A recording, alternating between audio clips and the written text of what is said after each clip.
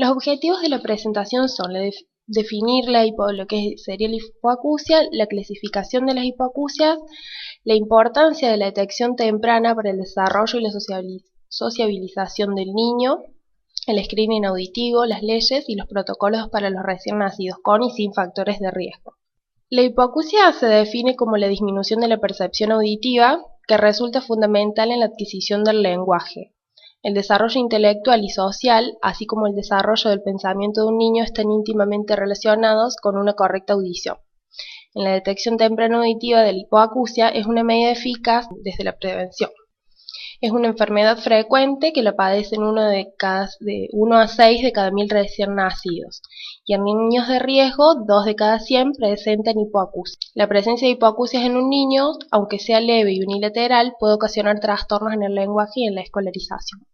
Bueno, en este cuadro podemos ver los diferentes grados de pérdida auditiva según los decibeles y unos ejemplos en cuanto a lo que se va a ver afectado en el niño en base a las pérdidas auditivas y cómo se clasifican las pérdidas según los decibeles. Audición normal hasta 20 decibeles, las pérdidas leves de 20 a 45 decibeles, hipoacusias moderadas de 45 a 60 decibeles, de moderadas a severas de 60 a 75 decibeles y bueno, más de 90 decibeles es una profunda. Según la localización de la afección, las hipoacusias se pueden clasificar en conductivas, que son alteraciones en el oído medio o en el oído externo, las hipoacusias perceptivas o neurosensoriales, que son por un mal funcionamiento coclear, o del nervio auditivo. Según el factor causal pueden ser las neurosensoriales hipoacusias genéticas por enfermedades hereditarias que afectan el desarrollo normal de la cóclea, hipoacusias no genéticas e hipoacusias neurosensoriales adquiridas por causas prenatales como los TORCH, los ototóxicos o la prematurez, o por causas perinatales como el bajo peso al nacer, la hipoxia, hiperbilirrubinemia, meningitis neonatal, o por exposición al ruido. Y otra de las clasificaciones son las hipoacusias mixtas, donde hay un compromiso tanto conductivo como neurosensorial.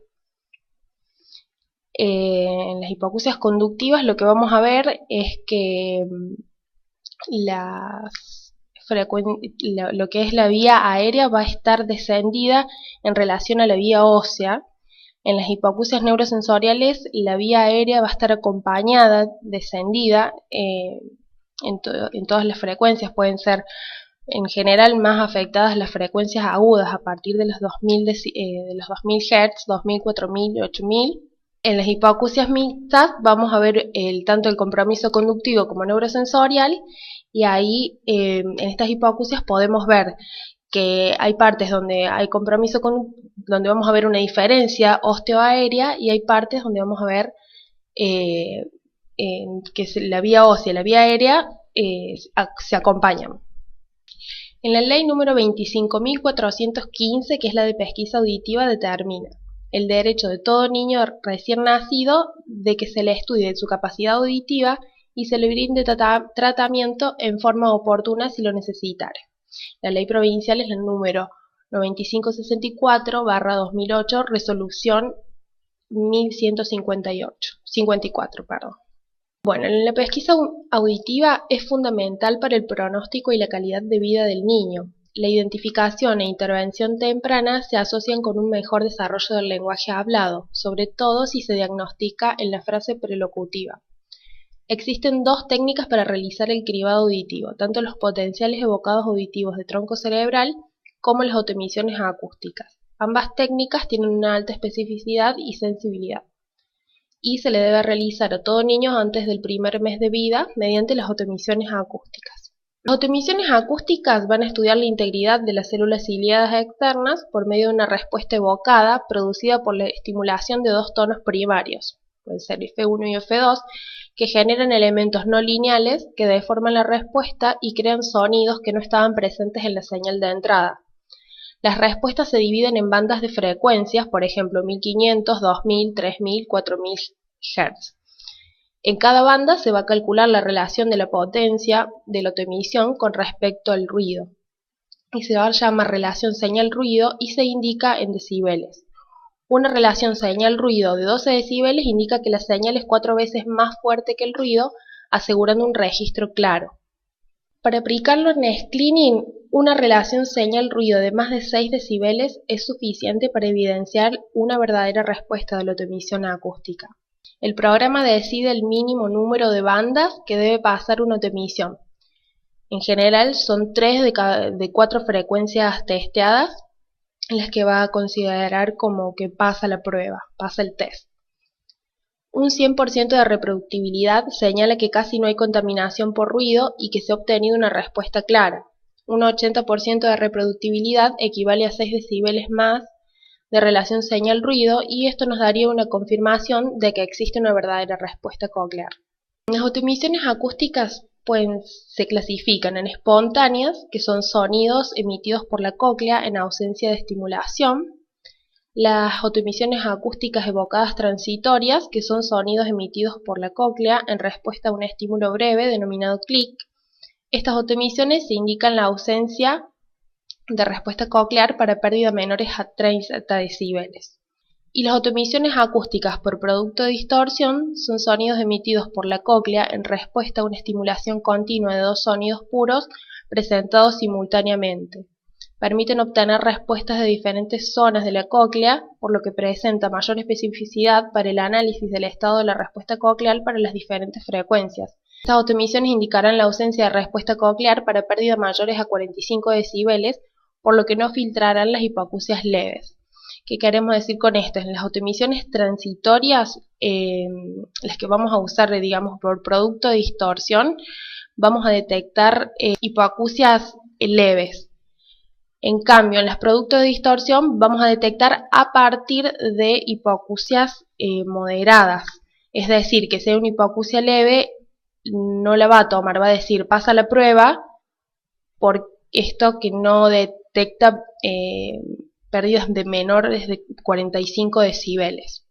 Tanto las transitorias como los productos de distorsión no determinan un umbral auditivo, solamente van a informar si el estado coclear está dentro de los parámetros normales. Las ventajas de las autoemisiones acústicas son la rapidez y sencillez para la toma de la prueba, que no toma más de 5 a 10 minutos, el costo del equipo y que se trata de una prueba objetiva. Y las desventajas son la inadecuada colocación de la sonda dentro del conducto auditivo externo, la interferencia de ruidos, ya sean ambientales como originados por el individuo mismo, por ejemplo la respiración, el parpadeo.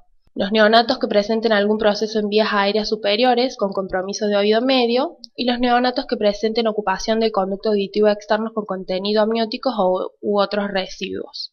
Los potenciales evocados auditivos de screening. En todo niño que haya pasado el screening con autoemisiones acústicas y tenga factores de riesgo auditivos, se le realizará complementariamente un potencial evocado con clip de screening y además deberá ser controlado cada 6 meses durante el primero y segundo año de vida. En el uso para el screening neonatal, determina la existencia de la onda 5 cuya presencia continúa hasta intensidades cercanas al umbral auditivo, con un tono clic a una intensidad de 35 decibeles. En dicho estudio se le colocan 4 electrodos, 2 en la zona media de la frente y 1 en cada apófisis mastoide, lateral a la zona media frontal del bebé y los auriculares de inserción en los conductos auditivos para el ensordecimiento. El bebé debe estar dormido para la efectividad del examen. El resultado pasa, se determinará si la onda 5 progresa hasta los 35 decibeles y no pasa si no se visualiza. Las ventajas de los potenciales evocados auditivos son que estudian la integridad de la vía auditiva hasta el colículo inferior. Por ello van a permitir el descubrimiento de las neuropatías auditivas cuya elección no va a alterar el resultado de las autoemisiones. Esto significa que las autoemisiones van a dar bien que pasa, pero no así los potenciales evocados donde no va a haber reproducción de la onda 5. La sensibilidad y especificidad de esta prueba son muy altas, no presenta falsos negativos y un número bajo de falsos positivos. Las desventajas son el alto costo de los equipos, el tiempo necesario para la prueba y la necesidad del estado de relajación suficiente por parte del paciente, De lo contrario, al estar recogiendo actividad eléctrica, detectará una actividad superior a la normal y rechazará la prueba. Para el screening se usan los potenciales automáticos realizados mediante un criterio audiológico, por lo que resulta importante que sea un audiólogo el que lo realice para ser llevado a cabo adecuadamente y no incurrir en falsos positivos, por ejemplo, como sucede en el caso de las patologías de oído medio. El objetivo del screening auditivo es estudiar ambos oídos en al menos el 95% de todos los recién nacidos. Detectar todos los casos de déficit auditivo bilateral superiores a 40 decibeles con una tasa de falsos positivos igual o menor al 3% y de falsos negativos del 0%. Una tasa de remisión para estudios audiológicos y confirmación de diagnóstico inferior al 4%, que el diagnóstico definitivo se realice antes de los 6 meses de vida. En los neonatos sin factores de riesgo, por medio de las autoemisiones se realizará el tamizaje auditivo después de las 36 horas de vida y preferentemente antes del alta hospitalaria. Los neonatos que pasen la prueba serán dados de alta. Se va a informar a los padres que el haber superado la prueba no significa que no pueda haber una aparición posterior de una hipoacusia. Se deberá observar las conductas auditivas y lingüísticas que debe presentar el niño de acuerdo a su edad cronológica. Y los neonatos que no superen la prueba pasarán a una segunda prueba antes del mes de vida, ya que el estudio a veces suele arrojar falsos positivos. Bueno, el algoritmo de la pesquisa auditiva para niños sin factores de riesgo determina que se realiza una primera autoemisión dentro de las 36 a 48 horas después de nacido. Si pasa, se le da el alto con una guía auditiva, ¿sí? Con un folletito donde indique cómo serían las conductas auditivas esperables que van detalladas desde el mes de vida hasta los 5 años. Si no pasa, se hace una segunda autoemisión antes del mes. Si pasa, se le da el alta con esta guía auditiva. Y si luego de la segunda autoemisión vuelve a no pasar, hacemos una derivación con un especialista ORL para descartar patologías de oído medio o alguna interferencia en cuanto al oído externo, y se va a complementar con un potencial auditivo y con una impedanciometría. Con la impedanciometría vamos a descartar procesos auditivos de oído medio. Bueno, en neonatos con factores de alto riesgo van a influir la historia familiar de hipoacusia, infección intrauterina por TORCH, anomalías craneofaciales, peso al nacer inferior a 1500 gramos, hiperbilirrubinemia con exsanguíneo transfusión, medicamentos ototóxicos, meningitis bacteriana, puntuación de Apgar de 0 a 4 al minuto y 0 a 6 al 5 minutos, ventilación mecánica por más de 5 días y signos asociados a síndromes con hipoacusia. Se aplica el protocolo de recién nacidos sin factores de riesgo y si pasan las autoemisiones se hacen controles fonoaudiológicos al mes y luego cada 3 meses. Hay que valorar la necesidad de complementar el screening con los potenciales evocados auditivos de tronco cerebral según cada caso. El algoritmo de pesquisa auditiva neonatal para niños con factores de riesgo sería que se realice una primera autoemisión con potencial evocado al alta neonatal.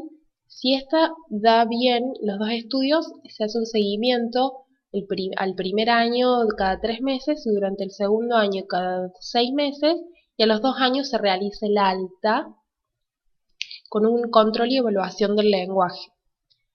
Si esta primera autoemisión y potencial no pasa, se vuelve a repetir el mes sumándole un control con un especialista ORL. Si llega a pasar,